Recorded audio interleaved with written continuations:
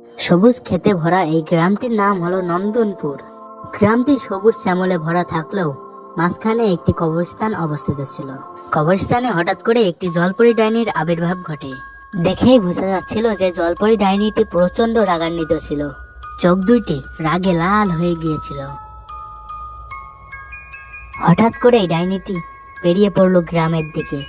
ডাইনিটি আজকে গ্রামে গিয়ে কি যে করবে।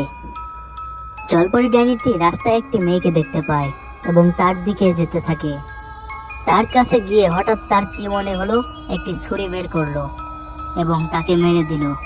কোনো কারণ ছাড়াই জলপরি ডাইনিটির মেয়েটিকে এরকম মেরে ফেলা উচিত হয়নি। মেয়েটিকে মারার পরে জলপরি ডাইনি অন্য জায়গায় যেতে থাকলো। কিছুক্ষণ পরে মেয়েটির ভেতর থেকে মেয়েটির আত্মা বের হয়ে গেল। মেয়েটির আত্মার মনে শুধুমাত্র একটি প্রশ্নই এখন ভেসে উঠছে, আর তা হলো কেন জলপরি ডাইনি তাকে মারলো। আর এই প্রশ্নের উত্তর নিতে গিয়ে সে জলপরি ডাইনিকে খুঁজতে থাকলো। জলপরি ডাইনিকে খুঁজতে খুঁজতে সে একটি জঙ্গলের ভিতর চলে আসলো। সে কোথাও জলপরি ডাইনিকে দেখতে পাচ্ছিল না। জলপরি ডাইনিকে খুঁজতে খুঁজতে সে এমন জায়গায় চলে আসলো যেখানে তার মতো আরো অনেকের লাশ পড়ে আছে। সেটা দেখে সে অনেক অবাক হলো এবং সেখানেই কিছুক্ষণ দাঁড়িয়ে থেকে কি যেন একটা ভাবতে থাকলো। তারপর আবারও জলপরি ডাইনির উদ্দেশ্যে রওনা দিল। জলপরি ডাইনিকে খুঁজতে খুঁজতে সে একটি জঙ্গলের ভিতর তাকে পেয়ে যায় এবং দ্রুত গিয়ে তার সামনে দাঁড়িয়ে পড়ে। দাঁড়াও, তোমাকে আমার একটা প্রশ্নের উত্তর দিতে হবে, তারপর তুমি এখান থেকে যেতে পারবে। তোর তো খুব সাহস দেখছি, আমার পথ আটকালি। সর এখান থেকে, এখনো অনেক মানুষ মারতে হবে আমাকে। তুমি মানুষদের এরকম মেরে বেড়াচ্ছ কেন? মানুষরা তোমার কি ক্ষতি করেছে, আর আমাকেই বা তুমি মারলে কেন? মানুষরা হলো সবচেয়ে নিকৃষ্ট প্রাণী।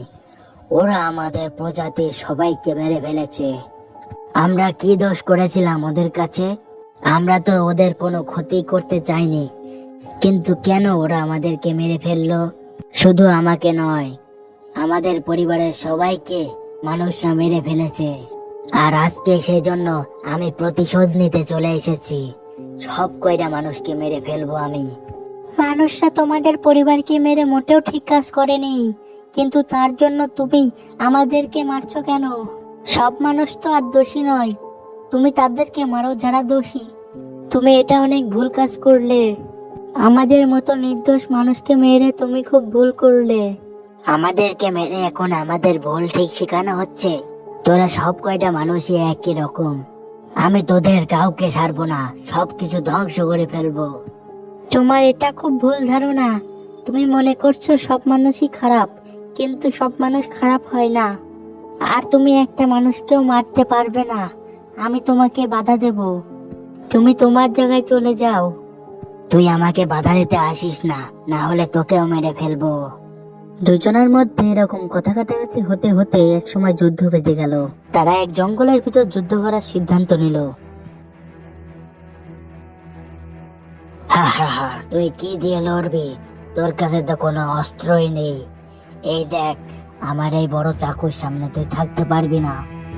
আমার কাছে যে অস্ত্র আছে সেই অস্ত্র দিয়ে তোমাকে নিমেষেই মেরে ফেলতে পারবো। এই যে, এই দেখো আমার অস্ত্র। এটাকে চিনতে পারছো? এটা হলো AK-47। তোমাকে এখনই গুলি করে মেরে দেবো। ডাইনিটি সামনের দিকে এগিয়ে গেলে মেয়েটি পিছনের দিকে গিয়ে ডাইনির দিকে গুলি ছুড়ল। কিন্তু ডাইনিটি হঠাৎ করে অদৃশ্য হয়ে গেল এবং হঠাৎ করে আবার সামনে চলে আসলো।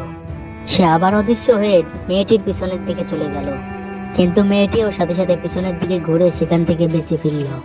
ডাইনি মেয়েটিকে একটুর জন্য মারতে পারলো না। মেয়েটি আবার ডাইনির দিকে পিছনে সরে গিয়ে আবারও গুলি চালালো, কিন্তু আগের উপায়ে সে আবারও বেঁচে গেল। সে আবারও অদৃশ্য হয়ে গেল। মেয়েটি এবার একটি বুদ্ধি করলো। বুদ্ধিটা এরকম যে ডাইনি আসার সাথে সাথে সে ডাইনিকে মেরে ফেলবে। তার বুদ্ধি অনুসারে সে ডাইনিকে দেখা মাত্রই গুলি চালালো, কিন্তু ডাইনি এবার আর অদৃশ্য হতে পারলো না। মেয়েটি বুদ্ধি করে ডাইনিকে মেরে দিল। মেয়েটি ডাইনিকে মারার ফলে ডাইনি আর কোনো মানুষকেই মারতে পারলো না। ফলে গ্রামের লোক শান্তিতেই বাস করতে থাকলো। এবং গল্পটি এখানেই শেষ হয়ে গেল। তো বন্ধুরা, আজকের ভিডিওটি ভালো লাগলে অবশ্যই লাইক করবেন এবং কমেন্টে লিখবেন কেমন হয়েছে ভিডিওটি। আর হ্যাঁ, সাবস্ক্রাইব করতে কখনো ভুলবেন না।